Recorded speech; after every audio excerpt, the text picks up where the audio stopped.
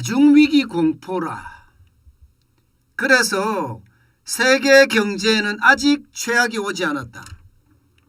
이 말은요, 분명히 사실이 돼 가고 있습니다. 다중위기라는 것은 한 가지 위기가 아니라 크고 작은 위기가 한꺼번에 동시다발적으로 지금 몰리고 있고요. 그 몰리는 끝이 아직 멀었다는 거예요. 이제 시작점에 들어섰다, 이렇게 이야기할 수도 있습니다. 여러분, 이분의 말을 한번 보시죠. 응고지 오건조 웨이알라 WTO 사무총장입니다. WTO가 세계무역기구인가요? 국제사회가 전례 없는 다중위기에 맞닥뜨렸다, 아예 이렇게 이야기를 했습니다. 그만큼 국제사회는요, 지금 그 어느 때보다 충격이라는 거예요. 충격. 그만큼 말입니다. 국제사회 곳곳에는요, 크고 작은 위기가 널려 있다는 이야기입니다. 그만큼 말입니다. 지금 심각한 위기에 쌓여 있다.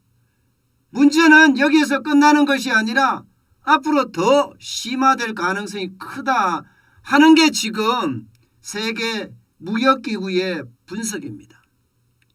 그렇다면 여기에 충격들은 앞으로 어떻게 될까요? 식량이나 안보나 에너지에 대한 위기가 더 커지고요.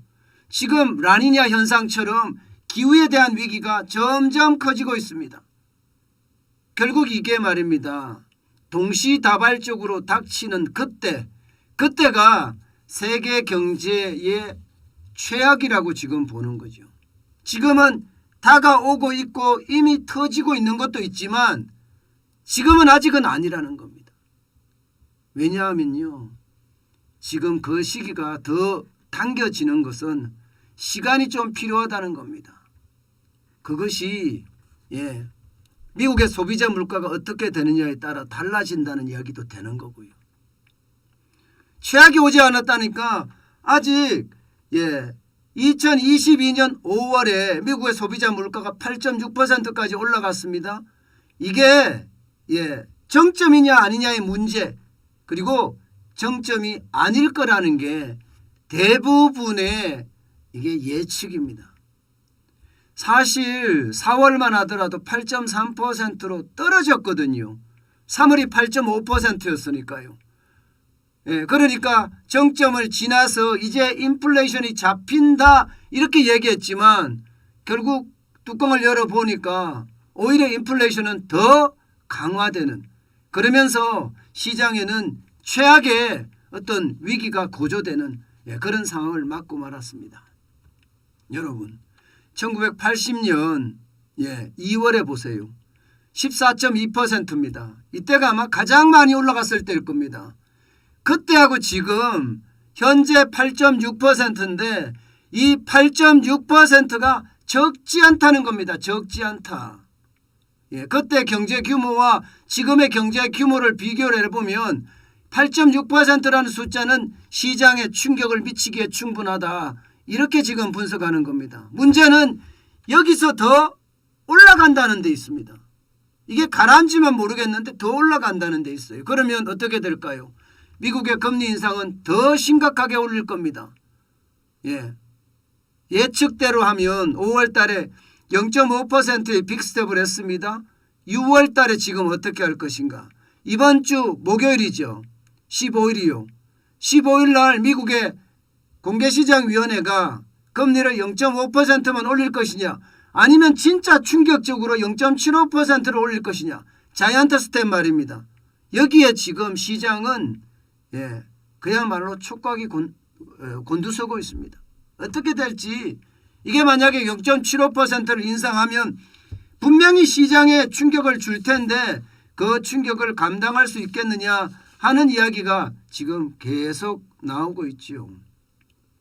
결국은 5월에 0.5%, 6월에 0.75% 만약에 올린다면, 이렇게 올렸을 때는요, 또 시장에 대한 충격으로도 이어질 수 있다. 이런 얘기까지 나오는 거거든요.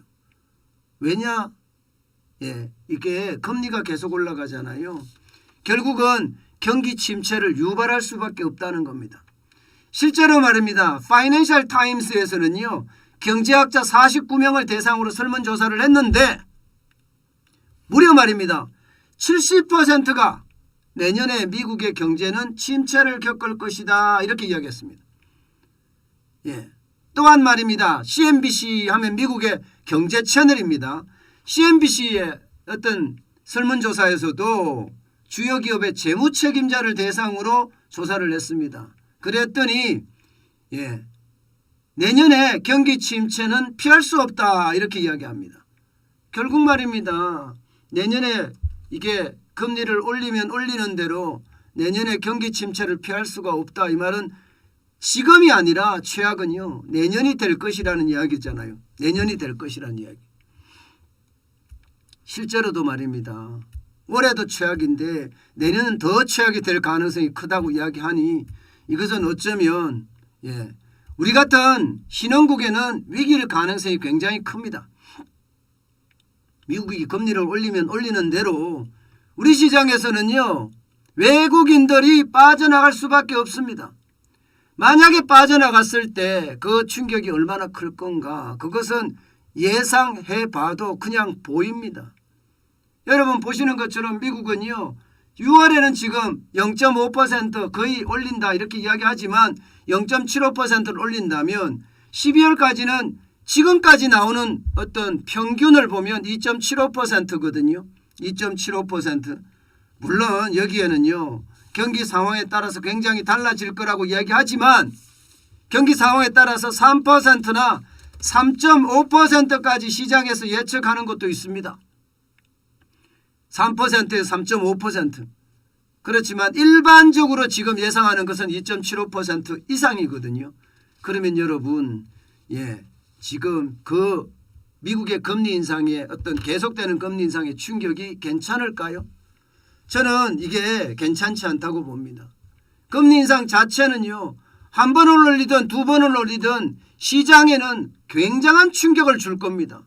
여러분 보시다시피 2018년 2019년 그때도 2.25% 2.50%였습니다. 그런데 그때보다 금융위기 이후보다가도 지금 금리를 더 많이 올린다? 2.75까지 올린다? 이것은 말입니다. 최악은 아직 남았다. 이런 얘기가 되는 거예요. 저는 이것을 보면서 진짜 시장에 대한 충격들 그 어느 때보다 크지 않겠느냐 이런 예상 저는 실제로 해봅니다. 여러분 그러다 보니까요. 미국의 자산시장도 지금 난리가 아닙니다. 떨어지고 또 떨어지고 있습니다. 이게 오를 때도 한정없이 오르지만 떨어질 때도 바닥 없이 지금 추락하고 있습니다. 여러분 이거 한번 보세요. 다우산업지수가 2.79% 떨어졌습니다. 876.05가 빠졌고요. 3516.74까지 떨어졌습니다. 제가 얼마 전에 이게 3만이 깨질 수도 있겠구나 그 말씀을 드렸는데 진짜 3만이 깨질지도 모르겠다는 생각이 들 정도예요. 그 정도로 지금 미국의 어떤 주식시장은 거의 붕괴 되고 있다. 붕괴까지는 좀 너무 심한가요? 급락? 아니 폭락이 맞겠네요. 폭락하고 있다 이렇게 이야기할 수가 있을 정도입니다. 다우산업지수만 그런 게 아니에요. 다우산업지수는 그래도 우량주들의 어떤 주식이 모여있는 곳이잖아요. 그런데 기술주 중심으로 가보면 난리도 아니에요. 나스닥 말입니다. 나스닥은 4.68%가 폭락했습니다. 530.79가 빠졌고요. 1809.23으로 마감했습니다. 그야말로 시장의 위험을 그대로 지금 드러내고 있는 것은 아닌가 이렇게 얘기할 만큼 지금 미국 경제가 흔들흔들 움직이고 있다는 것 그 사실이 충격이 된다는 이야기가 되는 겁니다. 어디 그뿐입니까? S&P 500 지수도 이게 거의 블루칩 중심으로 구성이 되어 있는 S&P 500 지수도 3.88%가 빠졌습니다. 151.23이 빠졌고요. 4천이 깨진 지는 올해고요. 3,749.63을 기록하고 있습니다. 이게 우량주 중에서도 우량주라고 이야기하는 블루칩만 모여있는 S&P 500 지수가 이 정도까지 빠진다는 것은요. 시장의 위험은 굉장히 크다 이렇게 이야기할 수 있고요.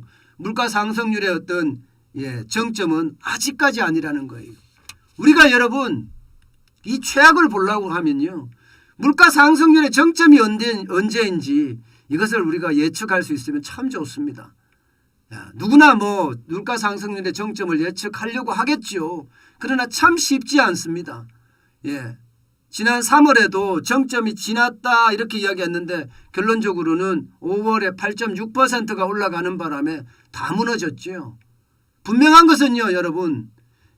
인플레이션이 꼭지점을 찍으면 말입니다. 그때부터는 시장의 어떤 분위기가 조금 바뀔 거예요. 조금 바뀔 거예요. 쉽게 말하면 거품이 꺼지는 속도가 더뎌지고요. 거품이 완전히 꺼질 때까지 금리는 올릴 테니까 그죠? 거품이 완전히 꺼질 때까지 인플레이션을 2%로 잡을 때까지 금리는 계속 올릴 테니까 그러면 서서히 이제 뭐 기지개를 켜는 올라가는 주식들도 있을 거다. 그렇게 생각은 되지만 전체적으로는요. 아직까지 멀었다가 일반적인 예측입니다. 그만큼 말입니다. 이 세계무역기구 사무총장이 이야기하고 있는 다중위기가 지금 우리 주변에 와 있다는 이야기가 됩니다. 여러분들 주변에도 다중위기가 지금 숨어서 쉽게 말하면 날뛴다 이렇게 이야기해도 틀린 말이 아닙니다. 그만큼 말입니다. 물가가 폭등하고 있고요. 물가에 대한 대응책 그만큼 마련하고 있습니다.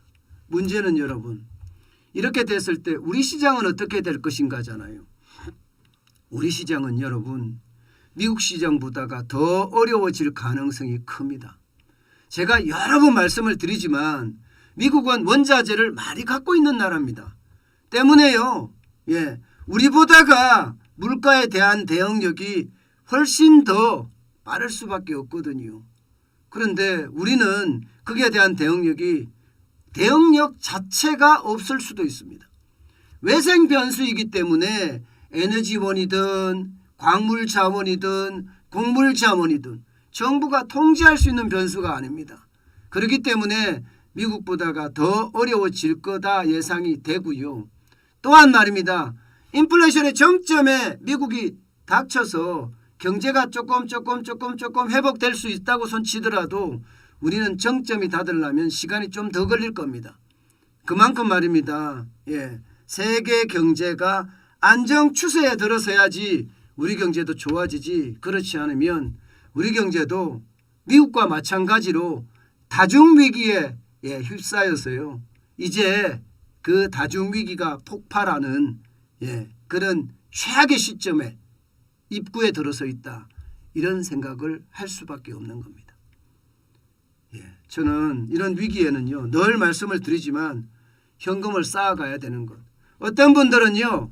금을 많이 사시더라고요. 사실 금이 지금 굉장히 많이 올랐잖아요. 76,000원대거든요. 그람당. 76,000원대면 엄청나게 올라온 건데도 불구하고 지금 금을 사시는 분들도 있을 정도예요. 금을 많이 사시는 분들은 물론 자산의 포트폴리오를 갖추기 위해서 금을 사시는 분들도 있겠지만 중요한 것은요. 제가 생각해서는 큰 위기가 올 것을 대비해서 내가 현금을 쌓아가는 게 저는 제일 좋다. 저는 이렇게 생각합니다. 현금이라면 원화도 있겠지만 달러도 있고요. 앵화도 있습니다. 요즘.